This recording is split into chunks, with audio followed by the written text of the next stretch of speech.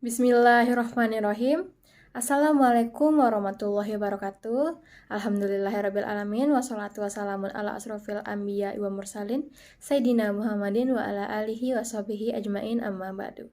Perkenalkan, nama saya Silya Ramawati, NIM 1201691 dari Prodi Akuntansi Syariah kelas 3C.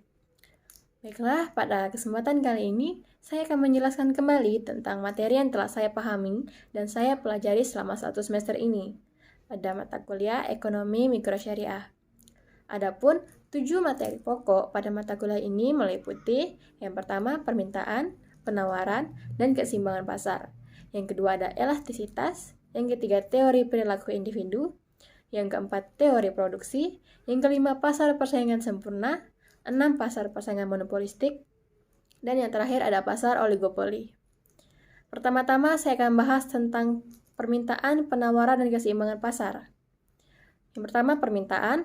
Permintaan adalah suatu proses dalam meminta sejumlah barang atau jasa yang diinginkan untuk dibeli atau dimiliki pada berbagai tingkat yang berlaku di pasar dan pada waktu tertentu. Adapun bunyi hukum permintaan yaitu semakin rendah harga suatu barang, maka jumlah permintaan akan semakin bertambah. Sebaliknya, semakin tinggi harga suatu barang, maka jumlah permintaan akan berkurang. Adapun faktor-faktor permintaan terdiri dari yang pertama ada harga barang itu sendiri, yang kedua harga barang lain yang berhubungan dengan barang tersebut, yang ketiga ada pendapatan rata-rata masyarakat, yang keempat ada selera masyarakat, yang kelima ada jumlah penduduk, 6 ramalan mengenai keadaan di masa yang akan datang. Yang kedua ada penawaran. Penawaran adalah banyaknya barang dan jasa yang ditawarkan oleh penjual pada suatu pasar selama kurun waktu tertentu dan pada tingkat harga tertentu.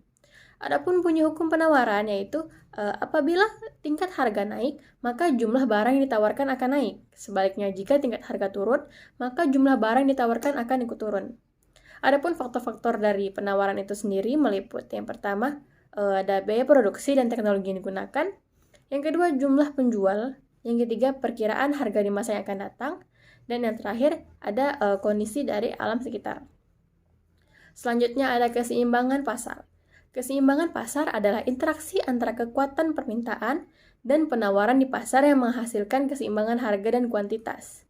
Adapun bunyi dari hukum keseimbangan pasar sendiri yaitu jika jumlah permintaan lebih besar daripada jumlah penawaran, maka harga akan naik. Sebaliknya, jika jumlah penawaran lebih besar daripada jumlah permintaan, maka harga akan turun. Adapun faktor keseimbangan pasar yang meliputi yang pertama ada permintaan terhadap barang dan jasa meningkat, sedangkan jumlah barang dan jasa terbatas. Yang kedua yaitu tinggi rendahnya biaya produksi. Yang ketiga ada produsen mengetahui selera dari konsumen, dan yang keempat penawaran kepada barang dan jasa bertambah, sedangkan daya beli dari konsumen mengalami pengurangan. Dan yang kelima ada pandangan masa depan dari produsen dan juga konsumen. Pada materi kedua ada elastisitas. Elastisitas merupakan sebuah ukuran seberapa besar para pembeli dan penjual memberikan respon terhadap perubahan-perubahan kondisi yang terjadi di pasar. Elastisitas juga dapat diartikan sebagai sebuah perubahan-perubahan variabel tidak bebas yang diakibatkan oleh perubahan dari variabel bebas sebesar 1%.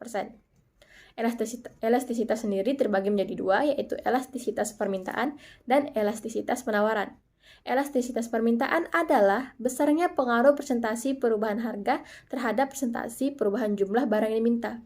Dan adapun faktor-faktor yang mempengaruhinya seperti pertama ada harga barang lain atau barang substansi, yang kedua persentase pendapatan yang digunakan atau jenis barang, yang ketiga ada jangka waktu perubahan-perubahan yang terjadi di pasar, dan yang terakhir ada tersedianya sarana kredit. Yang kedua ada elastisitas penawaran. Elastisitas penawaran merupakan besarnya pengaruh persentase perubahan harga terhadap persentase perubahan jumlah barang yang ditawarkan.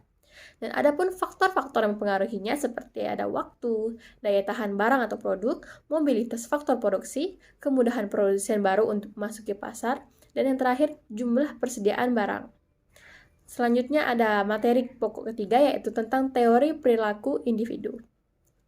Teori perilaku individu adalah teori yang membahas fungsi dari interaksi antara individu dengan lingkungannya.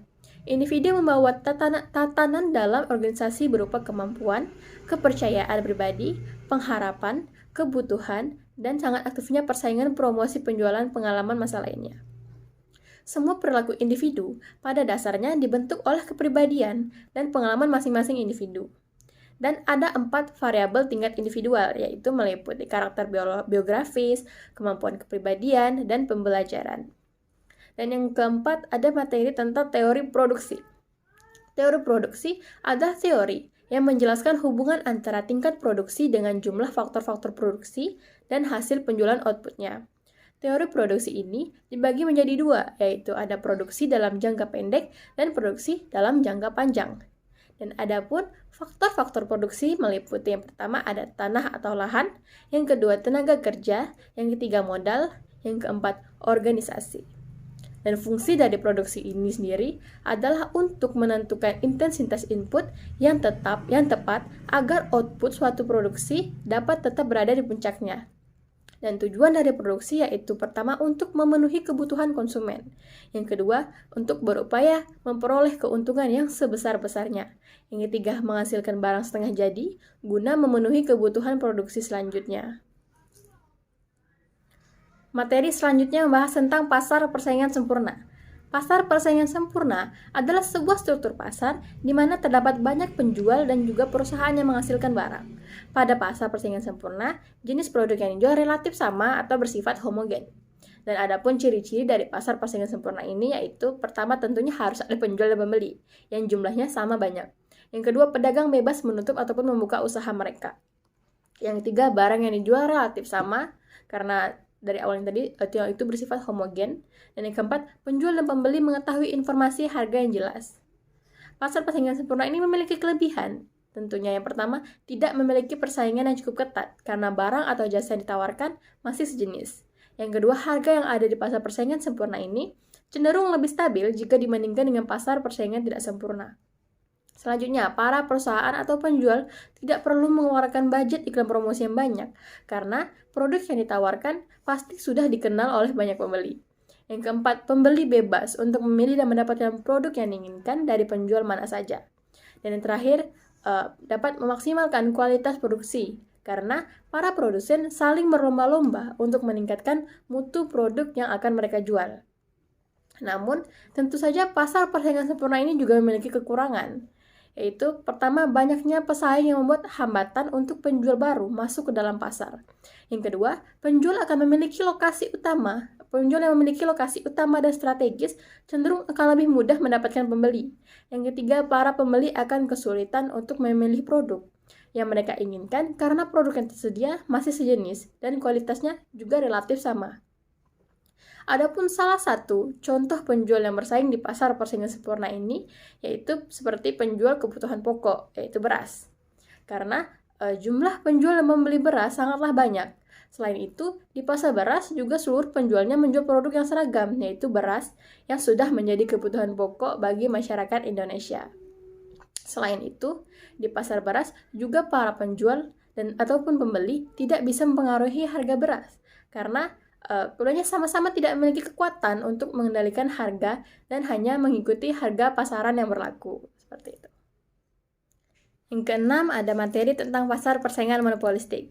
Pasar persaingan monopolistik adalah suatu struktur pasar di mana terdapat banyak produsen yang menghasilkan barang yang berbeda corak dan juga substansi antar barang yang tinggi. Setiap konsumen akan merasakan adanya perbedaan dari karakteristik pada setiap produk yang dihasilkan oleh suatu perusahaan dengan produk yang dihasilkan oleh perusahaan lainnya. Dan ada pun faktor-faktor terbentuknya pasar persaingan monopolistik, yaitu pertama ketidakpuasan terhadap daya analisis model persaingan sempurna ataupun monopoli. Yang kedua, sumber daya alam yang melimpah menyebabkan produsen memproduksi barang serupa tetapi memiliki keunggulan berbeda. Yang ketiga, diferensiasi produk yang tidak terlalu besar mendorong perusahaan untuk melakukan persaingan dan harga. Ciri-ciri dari pasar persaingan monopolistik ini yaitu terdapat banyak penjual, yang kedua barang yang bersifat berbeda corak, yang ketiga perusahaan memiliki sedikit kekuasaan untuk mempengaruhi harga, yang keempat relatif mudah untuk masuk ke dalam industri atau pasar tersebut, dan yang kelima sangat aktifnya persaingan promosi penjualan. Pasar monopolistik ini memiliki kelebihan seperti yang pertama, konsumen memiliki banyak pilihan produk sebagai alternatif karena dari produknya yang cenderung berbeda corak. Dan yang kedua, kebebasan produsen untuk keluar dan masuk pasar. Yang ketiga, inovasi di bidang produksi bisa dilakukan. Yang keempat, produsen bisa berkembang dan lebih kreatif. Yang kelima, pendapatan produsen pada pasar ini cenderung merata. Namun tentu saja juga memiliki kekurangan. Kekurangannya yaitu seperti persaingan yang cukup ketat. Yang kedua, bisa terjadinya kebocoran anggaran produsen di bidang inovasi. Dan yang ketiga, kebutuhan biaya untuk pemasaran yang cukup besar. Adapun contoh dari pasar persaingan monopolistik ini, yaitu seperti kita dapat temui di kehidupan sehari-hari, yaitu deterjen, air mineral, sepatu, pasta gigi, maupun lain-lainnya. Dan saya di sini akan mencontohkan dari pada pasar air mineral misalnya, terdapat banyak sekali produsen yang memproduksi air mineral seperti Aqua, Le Mineral, Nestle, Club, Fortune, dan lain-lainnya. Dan masing-masing produsen tersebut memiliki ciri khasnya tersendiri seperti dari segi kemasan, kualitas, maupun ukuran yang membedakan produknya dengan produk persaing. Seperti itu. Dan yang materi terakhir adalah pasar oligopoli. Pasar oligopoli adalah suatu struktur pasar di mana hanya dikuasai oleh beberapa perusahaan. Dan faktor terbentuknya sendiri dari pasar oligopoli ini yaitu dari efisiensi skala besar dan kompleksitas manajemen. Ciri-ciri dari pasar oligopoli yaitu terdapat banyak pembeli dan sedikitnya penjual. Yang kedua, produk yang dijual umumnya bersifat homogen atau relatif sama. Yang ketiga, harga barang relatif sama juga. Yang keempat, produsen baru sulit masuk ke pasar ini. Dan yang kelima, membutuhkan modal yang sangat besar. Dan secara umum, terdapat dua jenis oligopoli, yaitu oligopoli murni, yaitu adalah pasar di mana barang yang diperjualbelikan bersifat identik, misalnya seperti semen, air mineral, seng, dan lain-lainnya. Dan yang kedua, oligopoli terdiferensiasi, yaitu adalah pasar dengan barang yang homogen namun dapat dibedakan, misalnya seperti sabun, sepeda motor, laptop, maupun lainnya. Baiklah, sekiranya itu saja yang dapat saya sampaikan pada pertemuan kali ini. Saya harap materi ini dapat bermanfaat bagi saya sendiri maupun orang lain, dan mohon maaf bila terdapat banyak kekurangan baik pada penjelasan saya, karena saya hanyalah manusia biasa yang tidak luput dari kesalahan, dan kesempurnaan hanya milik Allah Subhanahu wa Ta'ala semata. Saya akhiri cukup sampai di sini. Terima kasih atas perhatiannya. Wassalamualaikum warahmatullahi wabarakatuh.